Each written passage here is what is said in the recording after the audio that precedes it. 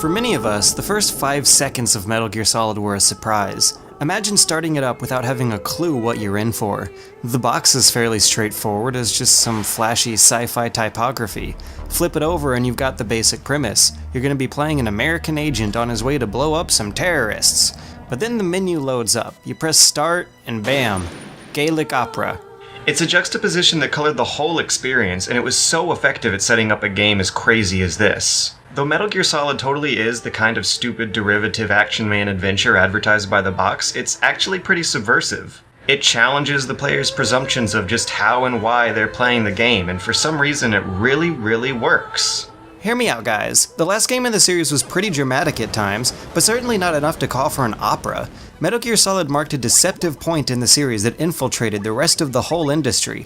Whereas the last game played the spy fiction fairly straight, the next game is a postmodern achievement. It used the genre tropes and lowbrow aesthetics of its own brand to sneak in one of the most effective game stories ever. The previous games in the series also remain pretty obscure thanks to some limited releases on some pretty small consoles, but thanks to a worldwide release on the PlayStation, the third one had a massive audience. Though I made some pretty by-the-numbers video reviews of previous games in the series, pretty much everyone and their dog has played this one, so if I want to write a bunch of stuff about it, I probably need to do something a bit different.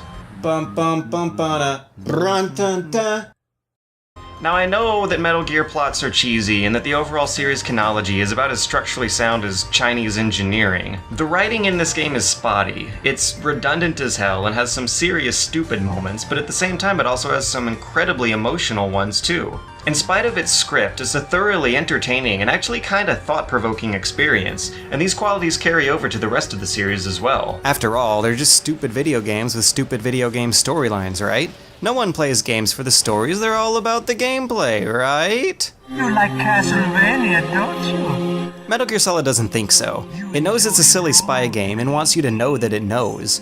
When I first played it so many years ago, the one thing that unsettled me the most was that the Gaelic opera in the very beginning didn't feel hokey or out of place at all. And now I think I know why. The first hour or so of gameplay grounded in a fairly exaggerated but nevertheless realist military story. Characters speak in military acronyms and cite real-world equipment. Besides a few creative liberties like the codec, the radar, and Snake's own impossible sneaking abilities, you think you've got a good grasp on how the rules of this universe work. But then something like this happens.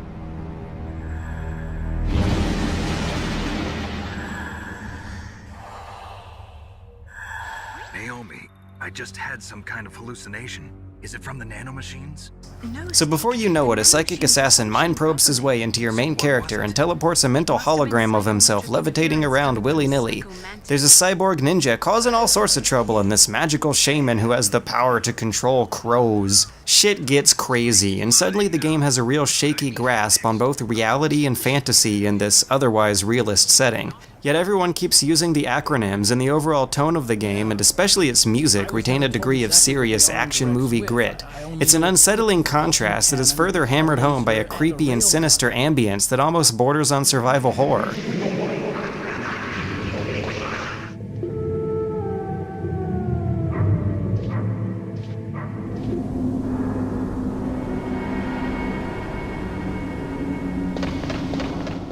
And the creepiness is amplified even further by constant fourth wall breaks. Characters save your game in an awfully literal way. They ask you to jot down a note printed on the game's CD case and tell you to press the select button. Push the select button. They talk like they're in a game, but never stop taking themselves seriously. It's not like some Paper Mario or Conker's thing where they look at the screen and make a cutaway joke to the player. Breaking the fourth wall here isn't played for laughs. These characters don't lighten up when they notice they're in a video game. If anything, it makes them even more insane, and that turns the whole trope on its head. Around the midpoint, the Psycho Mantis boss battle shatters all preconceptions about this being a serious, gritty, self-contained realist narrative. He turns your TV off and picks on you for what's saved on your memory card. The biggest kicker of all is that he actually forces you to get up off the couch and fiddle with cables and stuff. If the shared circuit connecting you to Solid Snake is a series of button presses, then this boss in particular turns it into something incredibly more complex. Your inputs end up becoming more of a mental and physical connection than ever, and you suddenly have to interact with the console's hardware, not just the software. It's like the opposite of game feel. Psycho Mantis makes you acknowledge that you're just pressing buttons on a surprisingly arbitrary piece of plastic. He also turns you, the player, into an even more active participant of this story. After all, Snake can't change controller ports, and after you do, Snake doesn't actually do anything differently. Nothing within the fiction of the game explains what you did to make him progress. The stark reality of Snake being connected to your inputs is suddenly more apparent than ever, and by the end of the story he goes through a bona fide identity crisis. Plot twists and shocking revelations reveal that he's been manipulated this whole time by shadowy, unseen forces. The people controlling him range the gamut from an obvious antagonist to ghastly conspirators who end up having a very active role in the storyline despite barely appearing at all. Of course, ludologically speaking, he was always being manipulated and controlled by us. The game's combination of realist and fantasy elements in an otherwise realist setting, and its creepy ambience and its constant fourth wall breakages ended up writing the game a universe that is a knowingly fantastical simulation of reality. And that's a wonderfully cunning setting to be writing a video game story in. The sequel explicitly blows this concept wide open, and both games question the subjectivity of video game realism. In these games, nothing is as it seems. By the end of the first one, you find out that almost all of your benefactors were lying to you. You unravel conspiracies within conspiracies and find out that your character's entire role in the story was being manipulated before you even started it up. It's a shaky, paranoid type of fictional reality that is even evoked by the concept art, which is wispy, surreal, and shapeless. But back in 1998, we were impressed enough to have a game just tell us that war and killing and stuff is bad, and then tell the player's character that they were bad for doing it. Liquid's speech at the end attempts the whole player-game condemnation thing only slightly less gracefully than games manage to do it nowadays. So why are you here then? Why do you continue to follow your orders while your superiors betray you? You enjoy all the killing. That's why. What? Are you denying it? Haven't you already killed most of my comrades? None of this would have happened if you just stopped. But on you marched. And for what? And it comes after countless speeches about the foils of nuclear deterrence, military privatization, and the ethics of gene therapy. But this game couldn't manage to deliver all this exposition without a catch. After all, it's still a very silly spy game about giant Japanese robots and the government's brilliant plan to stop them by sending in a confused old man who's alone and unarmed. I mean, your main character isn't really in control of what he's doing. You're not even really in control of what you do with him. If anything else, Metal Gear Solid tests the player's tolerance for more passive playing experience. In these games, we aren't really much of an active player at all. You spend almost half of them just sitting back and watching them like a movie. These cutscenes are famously long and are paced like a really lengthy action film. Seriously, line them all up and they form about 3 hours of constantly escalating narrative tension. It's paced with the gameplay too. There's rarely any downtime, and Snake moves through this layer at a breakneck speed. Towards the mid-game, cutscenes are interrupting your game around almost every corner. What's interesting is that the action of these cutscenes is almost always grounded in some gameplay set piece, and this arguably turns watching into a gameplay mechanic. Maybe that's why it's actually such a short game compared to others of its time. Subconsciously, we share Snake's identity crisis as players. Our active role as his puppet master is always getting snatched away just in time before something important happens, in which event we're put in a more passive, observant role for a while before given the chance to react to what we just saw. On that same token, you find out that Snake was actually expected to sneak into the base and passively kill the bad guys by carrying a virus to them, rather than directly engaging them. But note that the virus doesn't actually kill off bad guys who would make good boss fights. There still has to be room for a game amidst all that story. When Snake is operating independently of the player, you notice that he's actually kind of a dick, and is also a bit of an anti-hero. He's a manufactured product built for destructive action, and he's also being manipulated, lied to, and controlled against his will. It's strongly suggested that he might even be enjoying all the destruction he causes, which makes enjoying the game a kind of disheartening thought. But his intentions are good. It would almost be a tragedy if they weren't played up with such over-the-top antics. Like any good action movie, Metal Gear Solid is more than happy to blow stuff up, and it isn't shy about flaunting these explosions even when you're not actually playing it.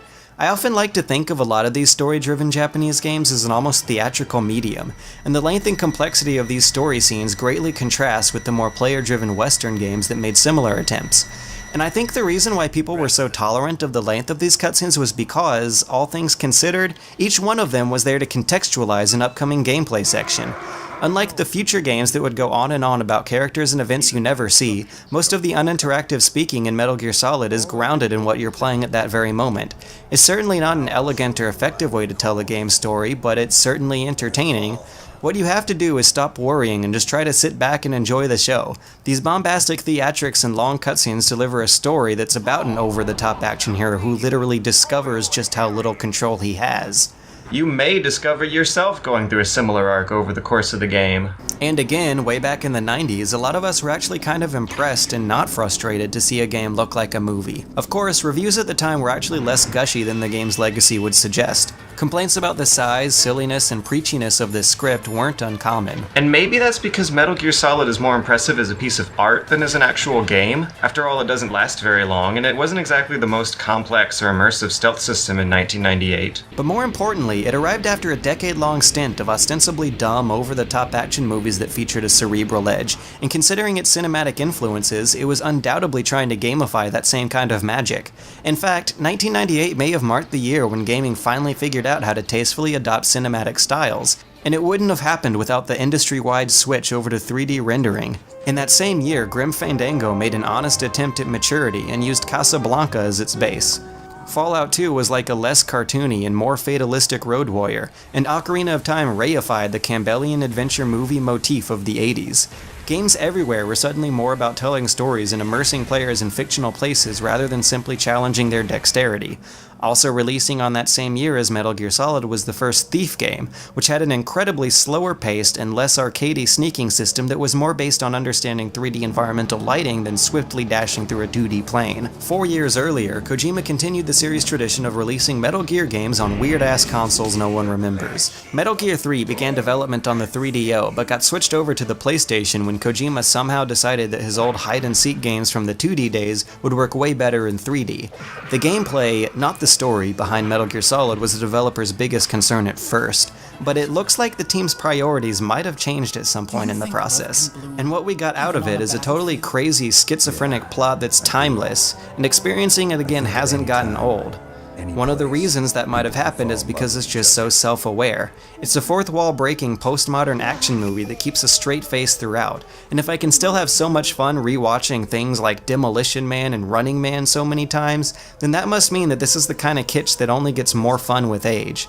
But unlike those movies, Metal Gear Solid is interactive and immersive. When a game ends up delivering some incredibly emotional moments, those moments end up hitting harder. It's a timeless story, but what's unfortunate is that the gameplay might not have aged as well as the story itself.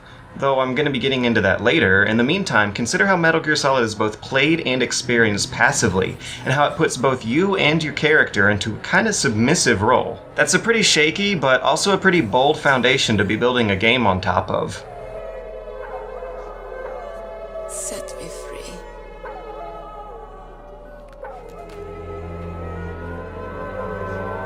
Goodbye,